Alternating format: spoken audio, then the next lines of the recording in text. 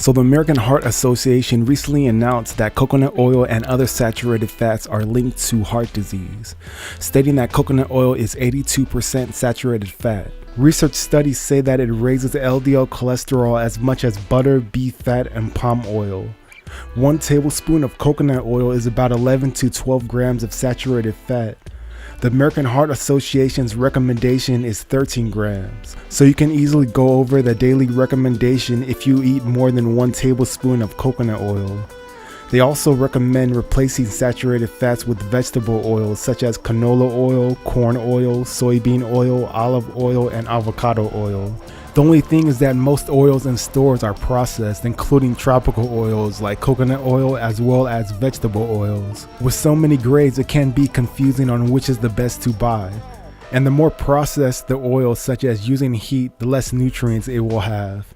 So purchase extra virgin cold pressed oils. An alternative would be to eat a fresh coconut, which has many nutrients in the coconut meat, such as fiber, protein, calcium, and potassium, as well as coconut oil. I usually break open a coconut and slice the meat into pieces and eat it throughout the week. I felt fine while doing this. Also, the body requires a certain amount of saturated fat, especially if you are exercising on a regular basis. Fat is an important source of energy, secondary to carbohydrates once they are used up. The longer you exercise, the more fat you will use for energy. So what is saturated fat? Saturated fat are fats that contain the maximum amount of hydrogen and are solid at room temperature, such as animal fats and tropical oils like coconut and palm oil. Unsaturated fat, monounsaturated, and polyunsaturated contain less hydrogen and are liquid at room temperature like olive oil. Eating olives, avocados, walnuts, and almonds are great ways to get unsaturated fat. Our bodies produce all the cholesterol we need. It's when we consume too much foods with saturated fat that cause imbalances in the LDL cholesterol. So consume fats in moderation and read nutritional labels so you don't overindulge in certain foods. If you are going to eat coconut oil, choose extra virgin or virgin, cold pressed, organic, and made with fresh coconuts. This is the highest quality coconut oil.